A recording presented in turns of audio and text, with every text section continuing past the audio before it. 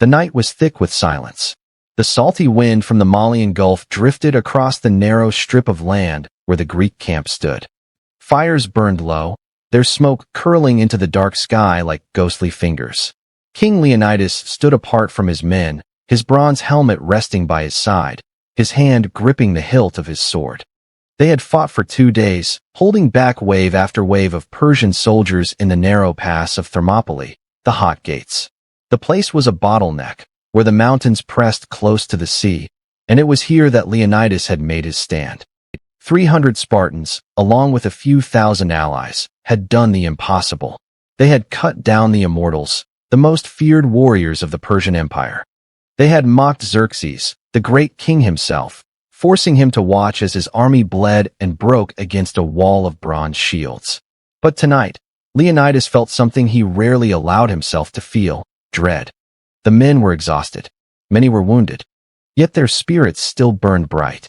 They believed they could hold the pass for as long as it took. Leonidas wished he could believe it too. He turned his eyes toward the black mountains. A strange thought struck him. How many paths did these hills hide? How many secret ways might an enemy find if they searched hard enough? He tried to dismiss the thought, but it gnawed at him. Far away, beyond the glow of the Greek fires, a lone figure crept through the rocky darkness. His name was Ephialtes, a man bitter at the city that had cast him out. Born in Trachis, he had once dreamed of being a warrior, but his body was deformed. The Spartans had rejected him, declaring him unfit to stand in their phalanx. And Ephialtes never forgave them. Now, he had crossed over to the Persians. Whether for gold, for glory, or for vengeance, none can say. What we do know is that he offered Xerxes something far more valuable than his sword: knowledge. There was a path, a hidden goat trail, that wound up and over the mountain. It led behind the Greek position. If the Persians took it, they could outflank the defenders, surround them, crush them. Xerxes had tried everything else and failed. This was the chance he had been waiting for. He ordered his best troops, the immortals, to march. Silent as shadows, they followed Ephialtes up the narrow track. Torches flickered in the night as the traitor guided them higher and higher, until they reached the summit and began their descent toward the other side. Back in the camp, Leonidas still did not know. The Spartans were cleaning their weapons, repairing shields, speaking softly of home. Some even joked about the Persians, laughing in the face of death as only Spartans could. But soon, a runner appeared, breathless, his face pale. He had seen them. The Persians were coming, not from the front, but from the rear. Leonidas's heart turned to iron. This was the end. He gathered his men, his allies, and told them the truth. They were about to be surrounded. They could flee, he said, and save their lives. The pass had been lost. There was no shame in retreating to fight another day. But Leonidas himself would stay. He had a duty, to Sparta, to Greece, to the prophecy of the oracle at Delphi, who had foretold that Sparta must lose a king in order to save itself. The decision was made. Most of the Greek allies withdrew under cover of darkness. The Thespians stayed, refusing to abandon the Spartans. So did the Thebans, though some say they were forced to remain. By dawn, only a small band was left. Leonidas and his 300 stood side by side, knowing that death was certain. Yet there was no fear in their eyes. The king ordered his men to eat a good breakfast and prepare their weapons. When asked why, he said something that would be remembered for centuries. "Eat well, for tonight we dine in Hades." The sun began to rise, washing the mountains in pale light. In the distance, the dust of the approaching Persian army filled the air. Ephialtes had done his work. The trap was closing. And Leonidas, knowing he had been betrayed, tightened his grip on his spear. The last stand of the Spartans was about to begin. Dawn broke like a blade. The first rays of sunlight spilled over the mountains, glinting on thousands of Persian spears. Leonidas stood at the front of his line, helmet now on his head, his cloak snapping in the wind.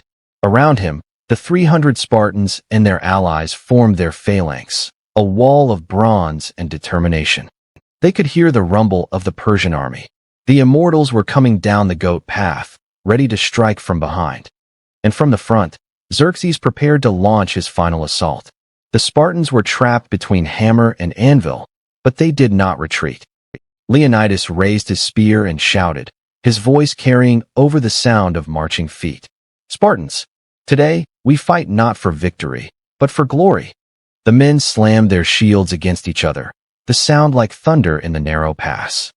They knew they would not leave Thermopylae alive, but they would make their deaths count. The Persians attacked. Wave after wave crashed against the Spartan line. Arrows darkened the sky. Yet the phalanx held. The Spartans fought like lions, spears stabbing with deadly precision, shields shoving enemies back into the sea. Blood ran down the stones, turning the ground slick. Leonidas moved through the line, shouting encouragement, fighting shoulder to shoulder with his men. He was not just their king, he was their brother, their shieldmate.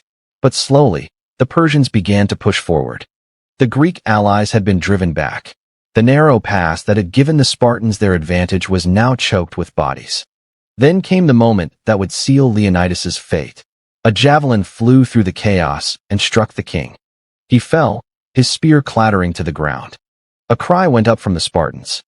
They formed a circle around him, fighting with renewed fury, dragging his body back before the Persians could seize it. Xerxes, watching from a distance, saw his chance. He ordered his men to advance and take the body of Leonidas, to break the spirit of the Greeks. But the Spartans would not allow it. They fought like madmen, their shields dented, their armor shattered, their spears broken. When the spears were gone, they drew their Xiphos swords. When those broke, they fought with their hands, their teeth, anything they could use. All the while, the Persians closed in from behind. The immortals, led by Ephialtes, had descended the mountain and now attacked from the rear. The Spartans were completely surrounded. Still, they did not break. At the last, they fell back to a small hill, their final stand. Corpses of Persians and Greeks alike were piled high around them. The air stank of blood and smoke. Leonidas's body lay at the center, guarded to the last man. The Spartans knew that even in death, their king must not fall into enemy hands. And so they died, one by one, until the last Spartan was cut down. The battle was over. Thermopylae was lost. But the Persians had paid dearly for it. Thousands of their dead lay in the pass. The delay had given the rest of Greece time to prepare for the next battles, at Salamis and Plataea, where Xerxes' dream of conquest would finally be shattered. And as for Ephialtes, the traitor who had betrayed the Greeks, he had his reward, gold, perhaps a title, but he did not live long to enjoy it. His name became a curse in Greece, spat out in anger. Eventually, he was hunted down and killed.